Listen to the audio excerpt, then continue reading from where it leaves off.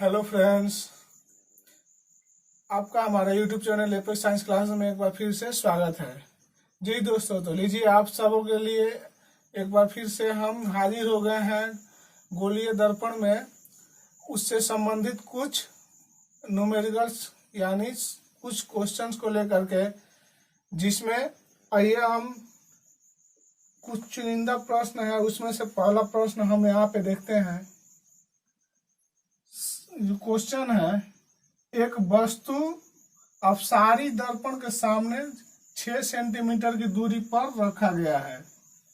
अगर दर्पण का फोकस दूरी 12 सेंटीमीटर हो तो प्रतिबिंब की स्थिति और प्रकृति क्या होगा। तो यहाँ पर पहले ये समझना होगा दोस्तों, अपसारी दर्पण है। अपसारी दर्पण किसे कहते हैं? अपसारी दर्पण हम लोग उत्तल दर्पण को कहते हैं।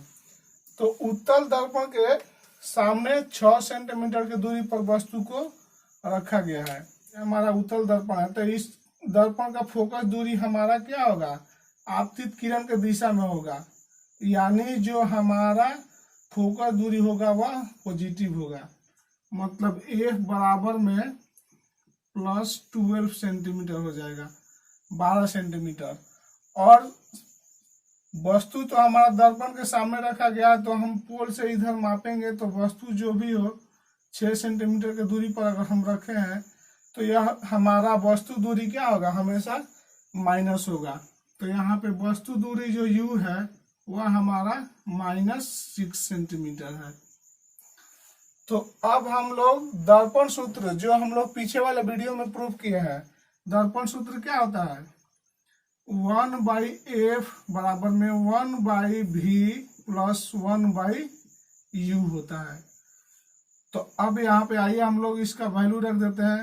1/f का क्या है? +12। और v क्या है वो ज्ञात करना है हमको। कह रहा है कि प्रतिबिंब का स्थिति क्या होगा, तो v ज्ञात करना है। तो v को हम लिख दे रहे हैं ऐसे ही। तो 1/12 बराबर में 1/v प्लस 1/u। तो u क्या है? -6 सेंटीमीटर। तो 1/में -6। चलिए, अब यहाँ पर देखा जाए तो यह प्लस है, लेकिन यह माइनस प्लस मिल करके क्या हो जाएगा? माइनस हो जाएगा। तो अगले लाइन में ये नीचे 1/12 ये है। अब ये 6 को हम इस तरफ लेके चले जाते हैं तो क्या हो जाएगा? ये -1/6 है लगभग। देखने से हम लोग को यहाँ क्या पता चल रहा है? -1/6 है। बराबर के इधर आएगा तो प्लस हो जाएगा। तो क्या हो जाएगा? ये 1/6 इधर आकर के प्लस में हो जाएगा और बराबर में 1/b हो जाएगा। अब इसको हम लोग सोल्व कर लेते हैं। तो सोल्व करेंगे तो 12×6 का एलसीएम 12 और ये ऊपर 1 हो जाएगा और ये 6 से 12 कटेगा, 2 बार में 2 एकम 2, 2 बट्टे में पूरा 12 हो गया। अब बराबर 1/v में v। अब यहाँ देखा जाए तो 2 1 3 बट्टे में 12 बराबर में 1/v। अब ये 3 चौके 12, यानी 1 बट्टे में 4 बराबर में 1/v। इसको उलट दिया जाए तो v बराबर में 4 हो जाएगा। ये हमारा क्या है? सेंटीमीटर में सब दिया हुआ था। डिस्टेंस जो भी है सेंटीमीटर में था। सेंटीमीटर में इसको हम लोग लिखेंगे। तो चलिए इधर हम इसे करके सेंटीमीटर इसको लिख दे रहे हैं। ये पूरा हमारा सेंटीमीटर में है। तो क्या हो गया?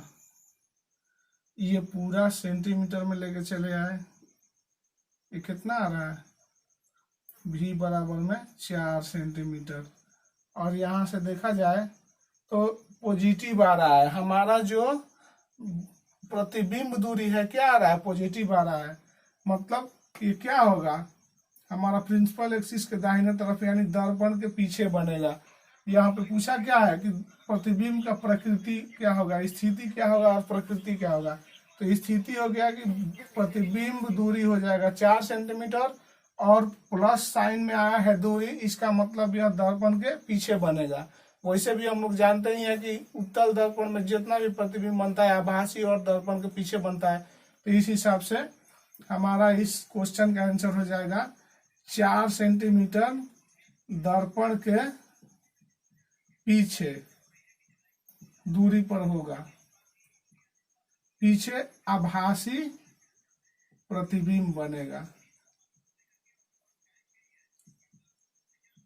तो ये हमारा पहला क्वेश्चन बन गया। 4 सेंटीमीटर दर्पण के पीछे आभासी प्रतिबिंब बनेगा। तो ये हमारा पहला क्वेश्चन हो गया। आइए हम कुछ अब अगला क्वेश्चन इस पे दूसरे क्वेश्चन को देखते हैं यहाँ पर कि एक दर्पण के सामने 20 सेंटीमीटर की दूरी पर एक वस्तु को रखा गया है। उसका प्रतिबिंब 15 सेंटीमीटर की दूरी पर पहला दर्पण के सामने बनता है। ये पहला क्वेश्चन हो गया। दूसरा दर्पण के पीछे बनता है। तो प्रत्येक स्थिति में दर्पण कौन सा है तथा उसका फोकस दूरी क्या है।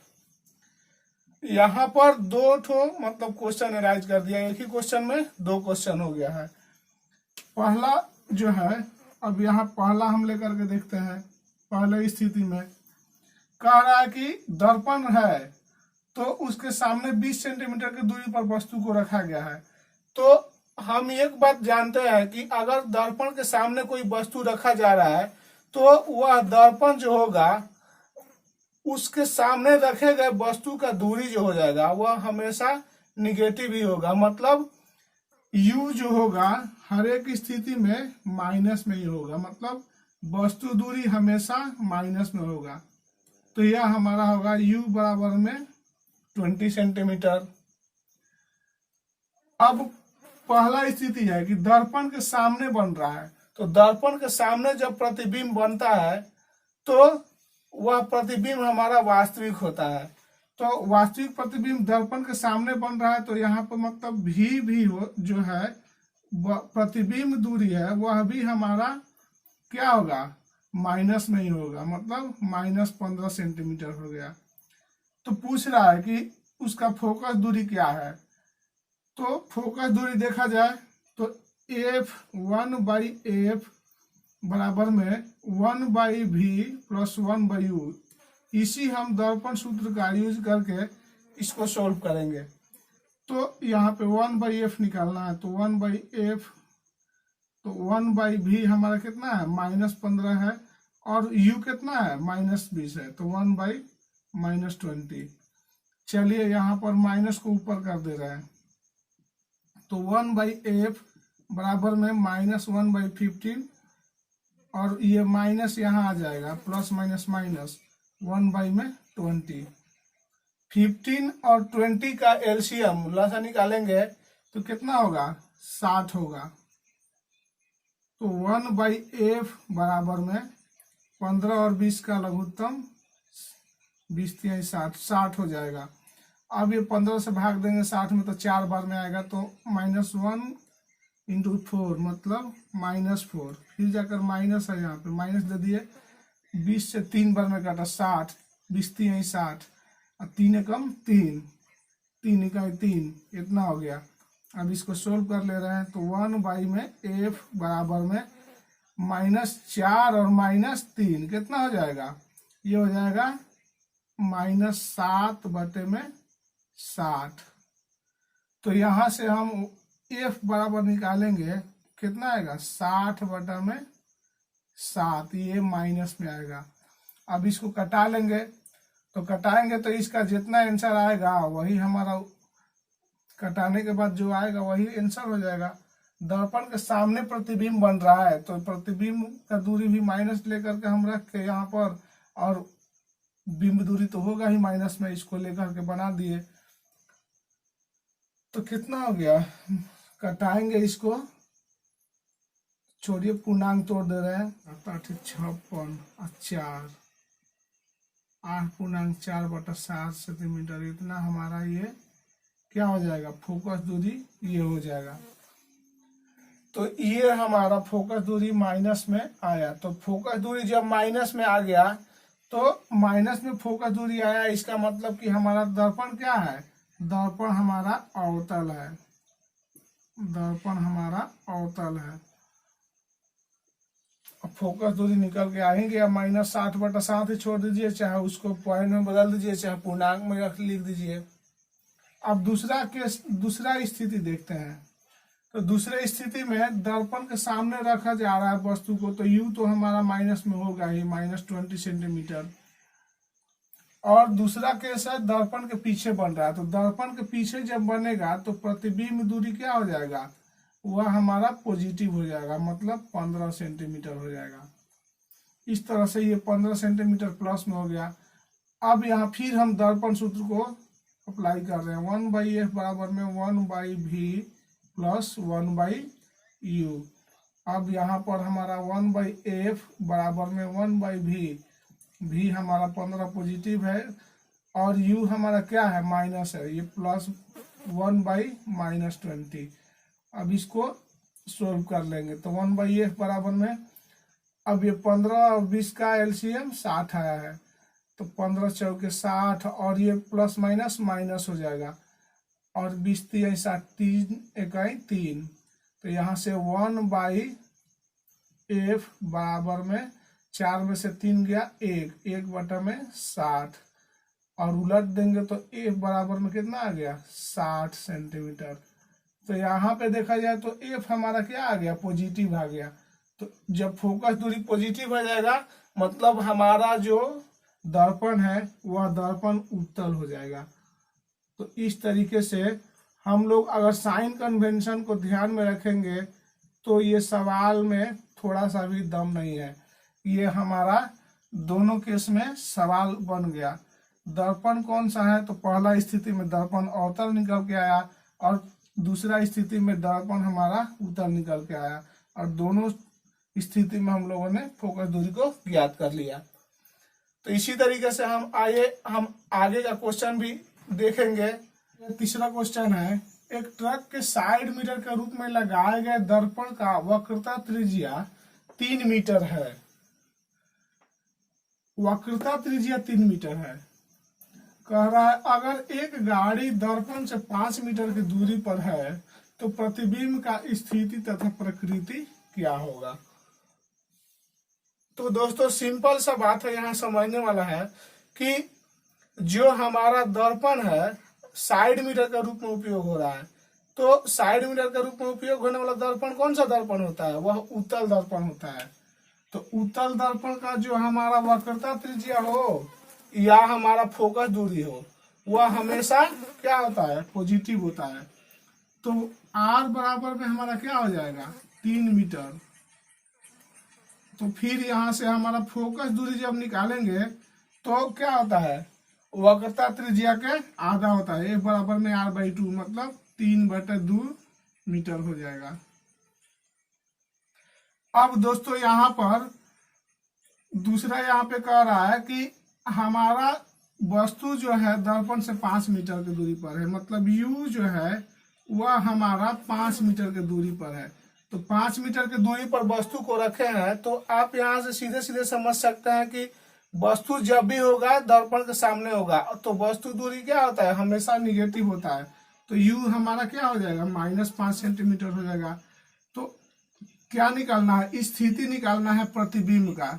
तो v क्या होगा, ये निकाला जाए तो दर्पण सूत्र को उपयोग करेंगे। 1/f बराबर में 1/v प्लस 1/u। तो हमारा दर्पण सूत्र क्या है, f1 बटे में 3/2 f है, बराबर में 1/v प्लस u कितना है, -5, तो 1/टर्म में -5। अब यहाँ से देखिए इसको उलट दे रहे हैं, तो क्या हो जाएगा, 2/3 बराबर में 1/v, और ये क्या हो जाएगा, -1/5। अब इसको इधर लेके जा रहे हैं, तो 1/v इजकल टू ये 2/3 पहले से है इधर, और ये बराबर के इधर आएगा तो ये प्लस हो जाएगा, तो मतलब 1/5। अब इसको सोल्व कर लिया जाए। 3 और 5 का एलसीएम क्या होगा, 15 होगा। तो 15 एलसीएम हुआ। अब यहाँ से देखिए, तो 3 5 5, 5 दूना 10 प्लस 5 3 15, 3 इकाई 3, बराबर में 1/v। मतलब कितना हो जाएगा, ये हमारा कितना होगा 13/15 बराबर में 1/v हो गया। अब आगे देखें तो v बराबर में क्या हो जाएगा 15/13। ये सब मीटर में है, ये मीटर में है, टोटली क्या है मीटर में है, इन सबको मीटर में लिख दिया जाएगा। तो 13/15 मीटर यहाँ अब v बराबर में 15/13 मीटर हो गया। तो यह हमारा प्रतिबिंब का स्थिति हो गया, मतलब प्लस में दिखाई दे रहा है। तो यहाँ से भी पता चल रहा है कि हमारा क्या है, दर्पण जो है उत्तल है और वस्तु का जो प्रतिबिंब बना है, आभासी बना है, दर्पण के पीछे बना है, वह 15/13 सेंटीमीटर के दूरी पर बना है। और यह क्या है 15/13 मतलब कि एक से थोड़ा सा ज्यादा सेंटीमीटर ज्यादा होगा, मतलब वस्तु से छोटा, वस्तु से छोटा आभासी बना है, वस्तु से छोटा बना है। और यह क्या है 15/13 सेंटीमीटर मीटर 15/13 मीटर की दूरी पर बना है, 15/13 मीटर की दूरी पर।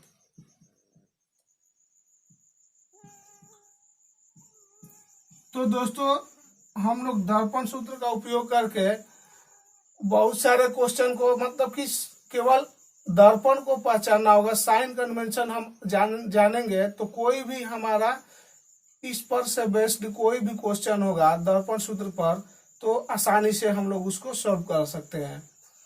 तो दोस्तों आज के वीडियो में बस इतना ही है। हम आगे इसमें और भी आगे कुछ न्यूमेरिकल्स को लेकर के अगले वीडियो में हाजिर होंगे। तब तक के लिए शुक्रिया। अगर आपको मेरा वीडियो अच्छा लगे तो प्लीज मेरे वीडियो को लाइक शेयर तथा मेरे चैनल को सब्सक्राइब करना मत भूलिएगा। तब तक के लिए शुक्रिया।